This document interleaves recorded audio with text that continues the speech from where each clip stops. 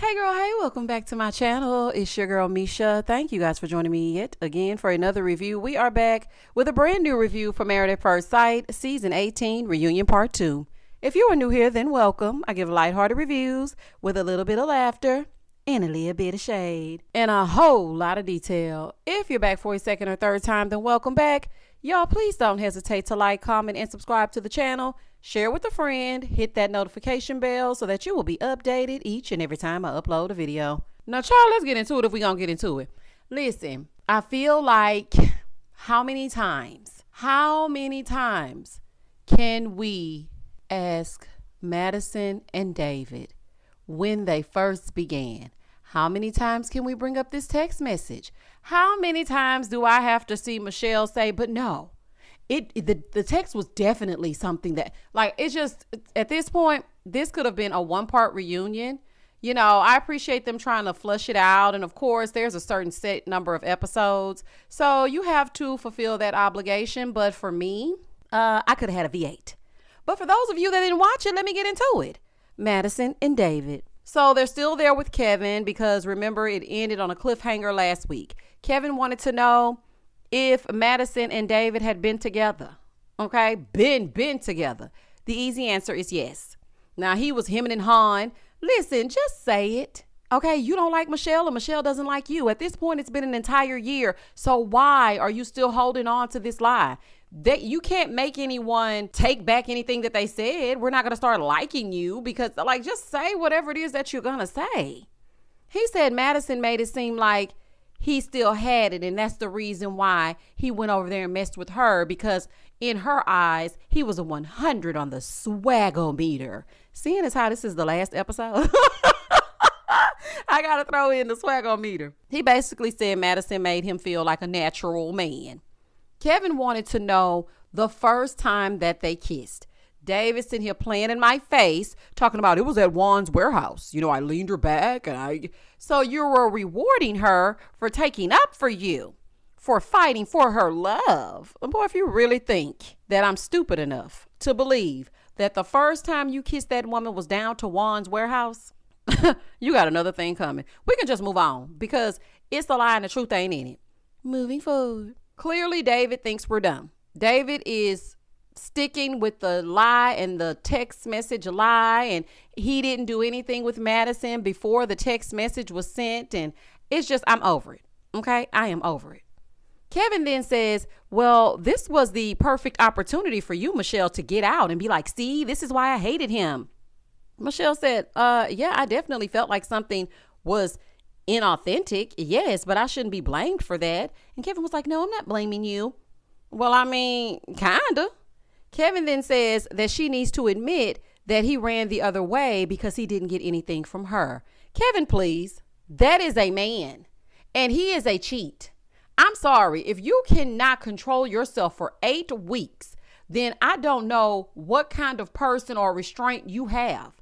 So for me, if I were Michelle, and this is just me, if I were Michelle, I would be like, no, you're not going to sit here and make it seem like because I did this. That's like saying if you don't sleep with your husband every day of the week and he strays, then that's your fault. Absolutely not. Now, I'm not saying that Michelle was not mean to David because she was an outright meanie. Okay, she really was. But to sit here and be like, well, can you admit that he went the other way? Because, child, please. He did it because he wanted to do it. Then Kevin wanted to know when they talked about money and if they did.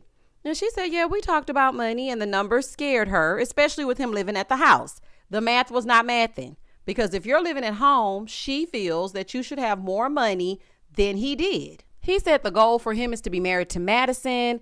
He said he has what it takes and he takes excellent care of her. So Kevin goes, so what exactly do you do for her? I take care of her financially. Kevin said, what do you do financially? When I take her out, I pay. She doesn't pay for a thing. I pay for everything. You know, I walk on the outside on the sidewalk. I go through the doors first. I pull out her chair. What does that have to do with you taking care of her financially? You're living in her place. And you take her out and get her a Chili's 2 for $20. And we supposed to be like, now that's some financial responsibility. David, please. You taking her out on dates and paying for the dates and walking on the outside of the curb, child. That ain't got nothing to do with financials. I ain't got nothing. Child, I ain't got time. Moving forward. So then Kevin said, well, she is younger. And Michelle did admit, she said, I was thinking if I were 10 years younger, then maybe I would be okay with David. But we have to understand that as Michelle sits on this couch, she is 40 years old. I do not want to play with nobody that I probably would have played with at 20 years. I would say 20 years younger, not even 10. Because once I became 30, you could not tell me I was not an adult. Baby, I thought I was the grownest of the grown. Still didn't know nothing. Didn't know nothing at all. But at 42, you best believe that I know who I am and I know what I want. And I don't want a man that lives at home and the math ain't mathing. Then he says, oh, no, because Madison's the breadwinner. Well, that's not shocking. I mean, I guess the least you could do is pay for the dates. That property in Iowa is probably hers, too. Talking about we have a property in Iowa. It's where my brother lives. And, it's an investment property. Okay, sounds good. But she's the breadwinner. You live in her place. You ain't got a pot to piss in or a window to throw it out of, child. Michelle then tells us that she's dating and having fun, and she says she's working on herself. Well, I'm going to say this to you, Michelle. As long as you work on how you speak to people that you aren't attracted to, because the way that you spoke to this man because you didn't like how his life was set up was crazy work. All you had to do, and the same goes for you, all you had to do was be nice for 8 weeks. You couldn't be nice for 8 weeks?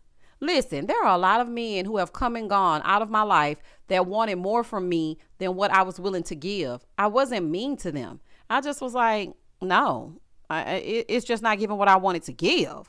But you were mean to him. And it's only 8 weeks. Now, they both agree that they'll pretend to be cordial if they see each other out. And she said that she doesn't see herself hanging out with him. Now, me personally, I would never be around any of these people after this reunion wraps because I see what time it is with all y'all. And I don't care nothing about it being 12 calendar months later. I don't give a damn. I would not hang out with these people. This chapter for me would be closed. Okay, I would be just like Britt from season 13 of Houston. Baby, that lady never took her page off private. Instagram still locked up. Baby, I tried to get on Britt's Instagram. Baby, Britt was like, no, I ain't got nothing to do with Married at First Sight. Don't y'all come lurking over here. I know that's right, y'all. Now, she did admit that there are some things that she needed to work on. Carla and Juan. Juan and Carla come out. Juan is acting like he's Carla's BFF. Meanwhile, he's online singing a different tune, present day. Like, it's a whole big mess going on, child. And I don't even know what the mess is. I'm just trying to figure out, why are we arguing? Because here it appears that y'all are fine. It's just a mess. It just gives me fake positivity, and I don't like that. Kevin wanted to know what attracted Juan to Carla. He said her eyes and her personality. Carla says how driven he is in business and how he allows her to be herself. But girl, he didn't like the self that you were being. So there's that. Kevin wanted to know what held him back. He's like, I'm looking at Carla like, dude, what held you back? Juan gives the standard answer. I didn't want to lean into the sex and I didn't want to lead with that. I wanted to dig deeper. I wanted to get to know her. Okay, Juan, listen, I don't believe that. But for the sake of this show, we're going to go with it. Moving forward. Kevin then asked about the lingerie wearing kinky intimacy coach. And her roses and whatnot. Juan says, look, it was just not my thing. It just really wasn't.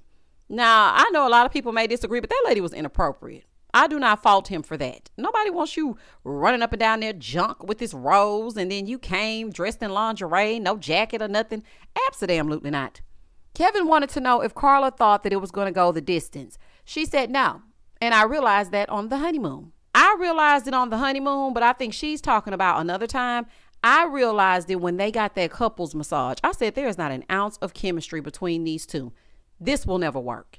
I knew it then. I was just like, something is off. She said it was when he got lost in David's eyes and acted like he didn't even know she was on the damn island. Like, sir, you do realize you're married, right? She peeped that he wasn't into her at that moment. She said, it just doesn't feel good to hear that you weren't even thinking about me. So then he goes on and says, well, I mean, I had known you for all of 5 days, so it just really wasn't natural to me.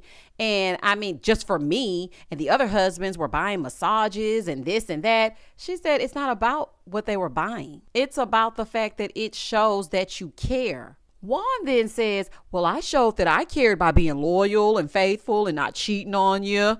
So he wants a cookie for not being David. And like Kevin said, sir, that's what you're supposed to do. You do not get a round of applause for not cheating on her. Baby, that's usually not the premise of this show. Now, see, David and Madison did what David and Madison wanted to do. But under normal circumstances and in a normal marriage, that is what you are supposed to do. Now, Carla said, well, I wasn't expecting much from you at all. I just came in with an open mind. But like I said, it doesn't feel good to hear that your person isn't thinking about you. He said she was upset because of the comments that she made. She said, you left me. Okay, you forgot about me. Juan, what do you expect when you tell her that you were more excited about hanging out with another husband than your very own wife? What do you expect? That's a total lack of concern and consideration. And I just noticed something. Now, this is neither here nor there. It's just a side note. Why does Juan kind of give Pee Wee Herman tease? Like that bow tie is giving. I don't know. When I looked at him, child, and I saw them socks and he got that suit on, I said, what in the Pee Wee Herman? And then his hair kind of gave Pee Wee. I don't know. It was just something that I noticed, child. Let's get back on track. Just by this segment alone, I can tell that this drama online is very over-exaggerated. Now, he apologized for acting like he didn't know Carla was there. Kevin said that it was very fair that she's upset. And he said, yeah, I apologize about that. I shouldn't have. Now, my thing is, I'm wondering if Juan would have apologized so easily if Kevin had sided with him. Because it seems like Juan cares a lot about the court of public opinion. And he cares a lot about the way that he looks. So for me, I'm just wondering, Juan, would you have apologized to Carla if Kevin would have said, well, Carla, you are overreacting. Y'all didn't know each other for 5 minutes. Juan then says that, Carla was a great partner. I don't have any complaints. You sure? Because you damn sure complaining all over online. So when did you not have any complaints? He said he learned from Carla to ease up just a little bit. Carla says she learned from Juan that she needs to reel it in and show her more serious side, especially in business. Listen, the bottom line is these two just were not meant for each other. They showed this never before seen footage. It was supposed to be of Juan having a good time. I mean, from my vantage point, it didn't give much. Moving forward. Carla then says her and Juan have great communication. That is so interesting to hear. Listen, y'all, we'll talk about it Thursday. Juan tells us about his new lady. He says she's Brazilian. They have lots of things in common. They like to have fun together. And their goals align. She's more compatible with him than Carla is. Now, I understand him not thinking that Carla is stable enough to have a relationship with. And she did come into the marriage living out of a public storage. And I get it. Okay, because we are getting on David about living down in that damn basement. If the little basement dweller can get it, then so can Carla. I understand it. But I also think that the two of them didn't try hard enough. They just didn't. I'm not saying he has to bend his rules and what he thinks and how he feels, but I don't know. He said they're on the same vibration as far as him and his new girl. Carla hasn't been seeing anyone seriously. Juan says that if Carla gets her a man, he will be there to support her new relationship. Now, the way that they kept looking at each other, I feel like it's something that they aren't saying. Carla showed absolutely no stability. And Juan didn't try in respect to his marriage, but he flew under the radar because there was so much other stuff going on. But if this were a regular season, we would have delved into Carla and Juan's relationship just like everybody else. There is something there, and I don't know what it is, but it's something. He says Carla is blackmailing him. Now, this is what he's saying online. He says Carla and her family are blackmailing him, allegedly. And I'm just thinking, so why would she be blackmailing you? And what would she have to hold over your head? Were you in a relationship with your girlfriend the entire time? I don't see Carla blackmailing anybody, but then again, I don't know these people. But for me, it's just given that you're not used to people commentating on you, your situation, your personality. And I think, you know what? I'm going to keep that. Y'all meet me on Thursday. Moving forward. In the next scene, all the men join the stage. Child, David and Ikechi would be sitting next to each other. Losers. No, no, just kidding. But Emma. So then Kevin asks who gave the best advice. They all said Thomas. And then Thomas was like, well, I'll get some advice sometime from David.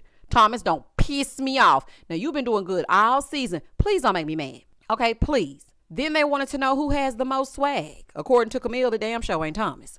They said Ikechi. I said, what? The most style and the most swag, Ikechi? He owned one jean jacket, a beanie, and a book bag. What about that gives you best dressed? Child, I can see the delusions are aplenty on this episode, okay? Who will get married next? They said David. And I was like, really, y'all? All of this in front of Alan? I guess he don't care, child. But I was side-eyeing every last one of y'all. I'm like, why y'all acting like this is a success story? They weren't originally matched. Y'all do know that, right? Okay. Kevin then brings up the text message yet again and how stupid it was and how dumb the lie was. And Juan said, well, I would have blamed it on the goose, honey. Blame it on the goose. You got you feeling loose. Blame it on the alcohol, honey. Shout out to Jamie Foxx. He said he would have blamed it on being drunk and wanting to connect with Michelle. Everybody told him that should have been his lie. But instead, he talked about him wanting to eat some food. Child, anyway.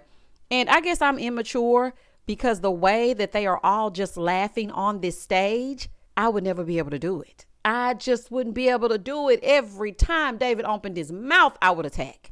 There's no way I could do it. Oh, child. Alan is so mature. Kevin wants to know why Ikechi is single. Because he's him. Man, what else is going on? David said, well, it's because he's an artistic person. He needs an artistic woman. Anyway, David, now all of a sudden you know who everybody needs. Ikechi says he's just chilling. He's being selfish. Well, child, you were being selfish inside of your marriage. Are you doing anything new? What new can we expect from you? Anywho, he said he's been chilling. He's being selfish. He doesn't want to have to text anyone and talk to him. So you're doing everything that you were doing in your marriage. Got it. But didn't you say last episode that you were dating someone? Boy, gone. Moving forward. Kevin asked how it feels to see Alan happy. Thomas said it feels good because he deserves it. David had enough nerve to say something. I said, not you chiming in. Please be quiet. Please be quiet. I was watching him speak and I said, are we in the Twilight Zone? You don't get to speak. Kevin wanted to know if they would go to each other's weddings. Kevin, stop asking that. I don't know if they're writing that down. I don't know what's going on. But in what world would a man who's been cheated on go to his ex-wife's wedding with the man who he was building a friendship with that she cheated on him with? What is that? How does that make sense? Alan said to David, he said, look, I think you and Madison are great people, but it's going to have to be a no because there are boundaries. Alan, you know what? You need to write an ebook on how to move on with grace because I wouldn't look at David at all and I damn sure wouldn't speak to him. I feel like you are such a stand-up guy. And when did they become great people? What show am I watching? I'm so confused. I don't even know how to feel. Do you like them? Do you don't like? What is happening? So then the experts joined the stage. Dr. Pia is expecting. Now, that was at this time. She has since had her beautiful baby girl, so congratulations to her. The experts are saying the same old. They all wanted marriage. They handled themselves well. Blah, blah, blah, blah, blah, blah, blah. We know it's a lie, and we don't give a damn. Now, Pastor Cal did say that he was disappointed in the timing of Madison and David's relationship.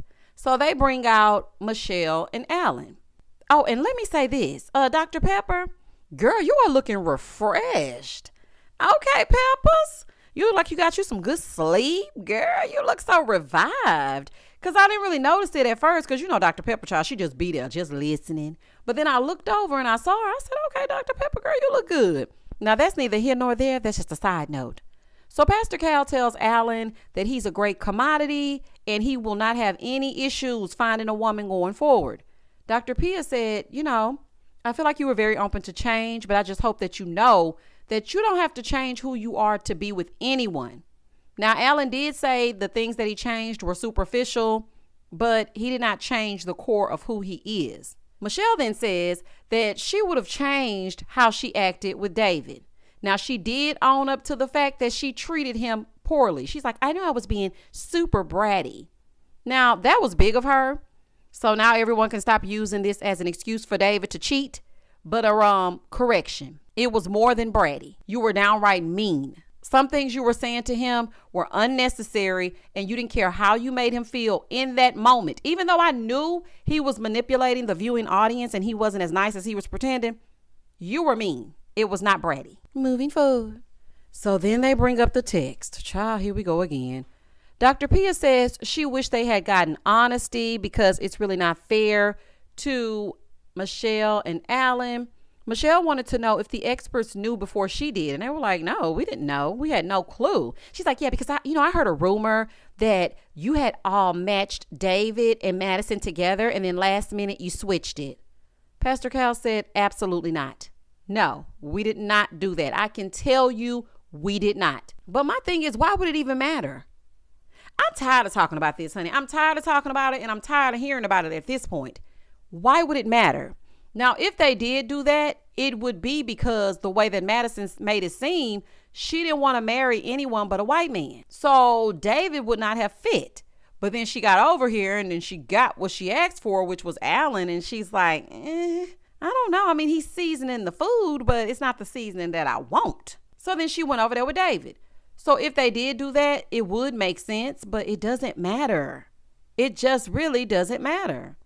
Moving forward. So now, for whatever reason, we have to be subjected to this triangle. Now, I'm not going to say love triangle because it's giving a lie all the way around, but Emem and Ikechi are on stage. And I was like, not the experts looking crazy when Emem was talking about herself being engaged. I said, this is a fool.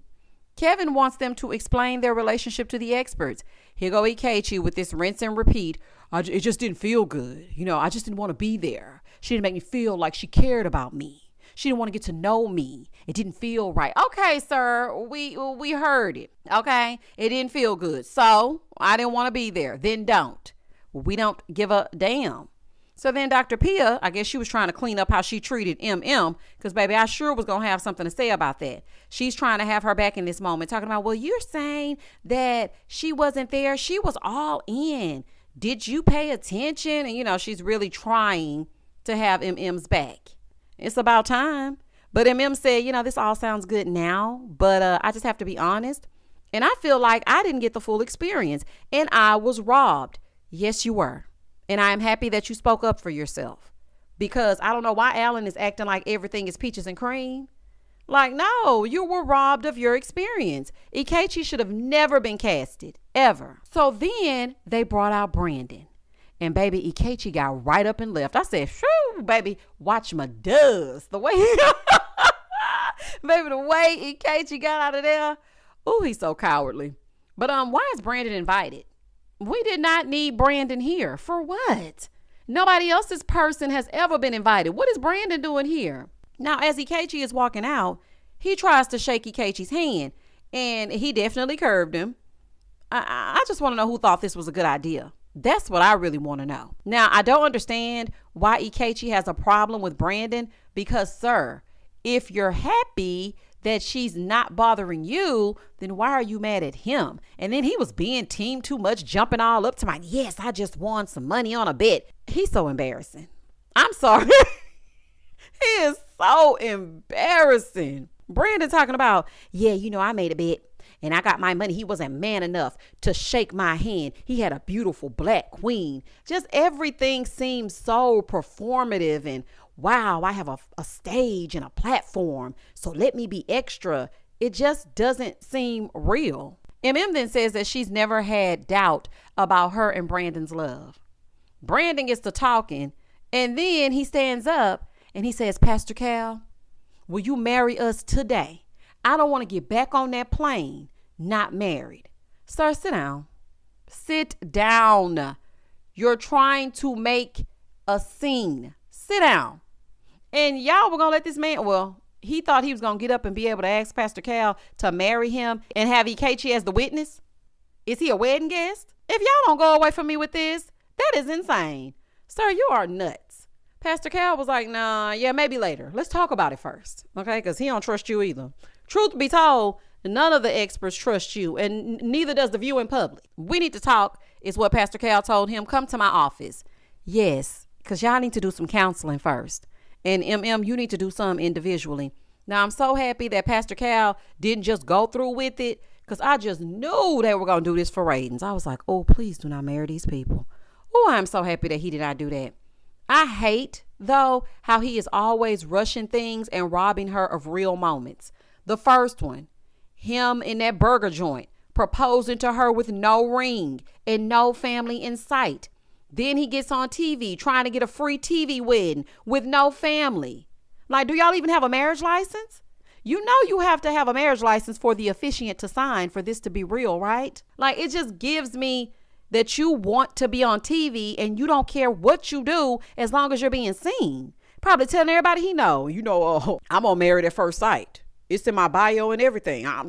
My ex, I ain't worried about my ex. I don't live on that couch no more. I'm with the girl from Married at First Sight. It just seems like he's an opportunist and I don't like it.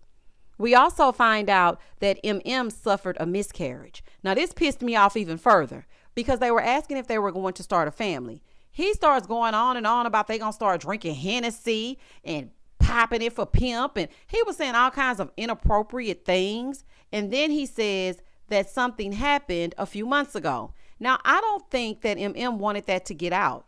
So how dare you just blurt it out and tell everybody what's going on? That's something very sensitive. So then we find out that she had a miscarriage at 14 weeks. And I am so sorry, Emem. I'm very sad that happened to you. And I hope that you get all the children and all the love and the family that you want and you deserve. But it could have just been that you need to slow down just a little bit. Now, Brandon is cringy, and for lack of a better word, he is so cringy to me. He behaves like he has never been out of the house. This man said, this my Olivia Pope. I'm in this room because she in this room. Ugh. Listen, Emem, I know that you put up with a lot. Okay, I know that you'll put up with any old thing, quite frankly. So I hope that behind closed doors, this man is treating you with respect, because him sitting here telling your business that you didn't even tell, like I said, he's giving opportunists. He really is. Then he wearing that big bozo bow tie. Child, it's a no for me. It's a no for me. Then they bring out Madison, Tiffany, and David. Let's hang this up. And I'm wondering if Dr. Pia has found her respect for David, because last time we met, she said she lost all of it. So I'm wondering if she found it. The experts talking about, we're happy that you're happy. Okay, I need a break. It was at this point that I got up and got me a refreshing beverage. Always Coca-Cola. Honey, I went and got me a beverage, because what? Absolutely not. Pastor Cal wants to know the timeline. Oh, this is giving Groundhog's Day. David apologizes, and then he says, yeah, we would like to decline answering the timeline question. We just want to move forward. Yeah, because you can't lie worth nothing. So if you have to answer it, you gon' give the wrong answer when Madison Tiffany already told us it was on their honeymoon. I mean, that's just point blank in the period. And why are y'all even out here? If you're not going to answer no questions, then why did you come out? Dr. Pia wanted to know when Madison wanted to risk it all. She's like, when I saw him breaking down. Girl, what? These two are just talking in circles. I'm over it all. I'm not even really listening because they're pissing me off. Pastor Cal says he's a believer in forgiving the past. But is it for you to forgive, though? I don't think it's your place to forgive them because it didn't happen to you. People are so quick to tell people when to get over things and how to move forward and to move forward quickly. It's easy when it's not you. Basically, this show and the experts, and I'm using experts loosely, they condone this. This is counted as one of their success stories because they keep saying, even though this was an unconventional way to get together, even though we got together in a way that wasn't conventional, you two cheated on your spouses with each other. You lied for weeks. You hurt an innocent person. You embarrassed the other, and then you came together and everybody is supposed to be okay with it because you say so. Okay, moving forward. Now the entire cast is on stage. Thomas said the biggest surprise for them all is that they're all there. He's shocked that everybody showed up. Michelle said the biggest surprise to her is the comment section. Juan says, yeah, these people are mean to me. They hate me for no reason, for being where I'm from. Juan, who hates you for being where you're from? Now, listen, it could very well be something that he saw, but I have not seen one person hate Juan because of where he's from. Some things I just feel like are fabricated. Because somebody hates you because you're from Colombia? That is insane. Alan said, I love the commentary. I know that's right, Alan. Honey, shout out to Alan, honey. He's an opinionator. I remember one time I posted a review days late, and the first person in the comment section was Alan, honey. Shout out to Alan, honey. He said, look, I ain't did nothing. They nice to me. I don't think that people were too hard on anybody on this cast, with the exception of Madison, Tiffany, and David and his ponytail. Okay, I really don't think that, and you have to understand, if you come on these shows, people are going to give their commentary. And the whole time I was just sitting here like, oh, I hope one of them don't stay moving forward. Oh, child. Don't y'all come over here. Listen, I only know 2 people and one secretly that came over here.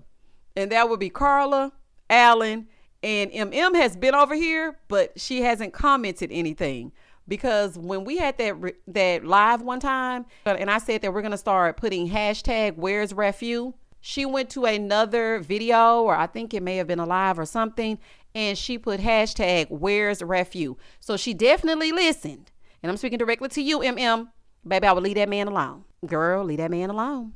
Alan said, he had to keep his mom from a lot of it, because, yeah, it was a little bit much. And the people that know and love him, they watch and they're upset. And he had to tell them, listen, don't worry about it. I'm good, so you should be good. Don't be upset, because I'm not. Madison claims her grandmother has been defending her.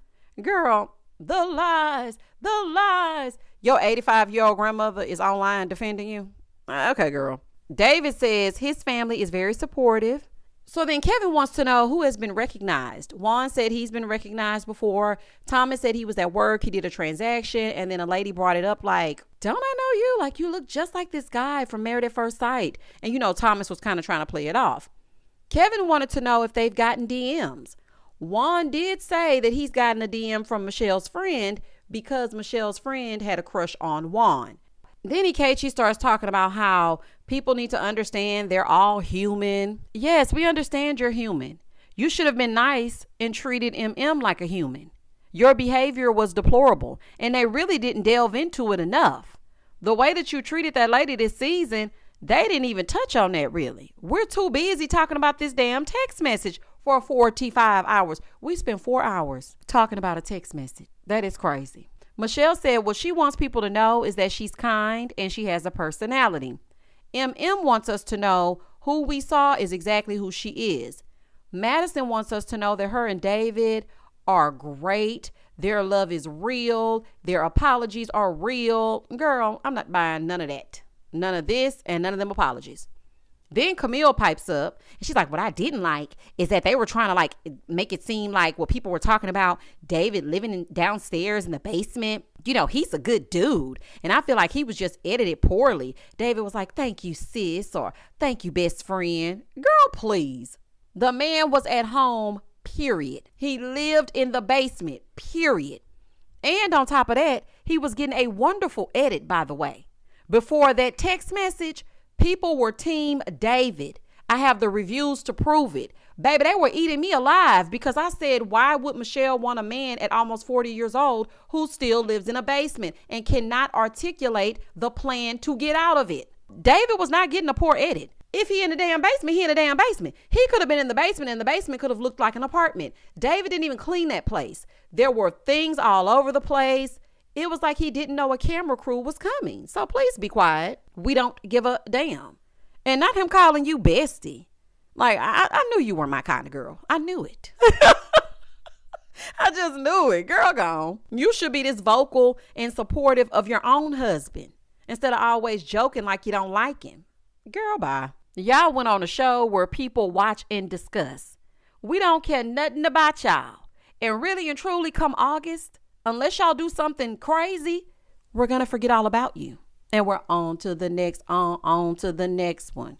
We're not going to care, honey. We're really not. So then we see Alan's dog, Luffy. Okay. This just showed me that we had absolutely nothing else to talk about, and this should have been an hour. You know, Luffy is cute and whatnot, but really? A whole little mini segment for Luffy? Okay. Now we discuss Lisa, Camille, Leslie, and Thomas playing basketball. Kevin is trying to figure out when is the last time Thomas played basketball because it was giving nothing. Kevin wants to know if Madison would change anything about David's style of dress. Y'all, come closer. This lady said, well, I would just change his shirts being oversized because he has like muscles. And, you know, he has good style otherwise. I love his style. Baby, David must be putting it down in that bedroom. Do you hear me? Because this is ridiculous. This is ridiculous. You looked at David and thought his personal style was great. The only thing that he needed to change was the size of his shirt? Girl, what? Now, Kevin wants to know what David told Madison about the basement. David told her that he would be down there 6 to 9 months, but then they went on ahead and moved in together. Child, the jokes just write themselves. Do you hear me? Juan said, yeah, well, you know, y'all have the group support, and, you know, we just hope that you guys grow old together and you're pushing each other around, and y'all expect us not to comment on this foolery? Y'all expect us not to comment on the two of you and Juan sitting here saying that the group supports this? Anyway, so then they play this montage of the cast acting like they liked each other. I couldn't believe they actually caught Ikechi smiling. Child, I had to freeze frame it. I said, now what now? I didn't even know he could smile, honey. Alan and Ikechi said the wedding was their favorite memory. MM said that the proposal with no ring was her favorite. Camille said her favorite part was decision day. Now, that is the nicest thing that Camille has said about Thomas, so I'm going to take it, okay? I'll take it. Kevin said, finish this sentence. Married at First Sight Chicago was a show, okay? Exactly what MM said. I concur. And that was the end of the episode. And that is a wrap on season 18. Now, listen, the Where Are They Now is coming up next week. I don't know if I can promise a review. We'll just play it by ear. Okay, because I don't know how many times I can hear about that text message. Y'all comment down below. Tell me exactly what you thought about Reunion Part 2. Comment, and I'm going to comment back. Please don't hesitate to like, comment, and subscribe to the channel. And as always, stay safe, stay blessed, spread love, not germs. Peace.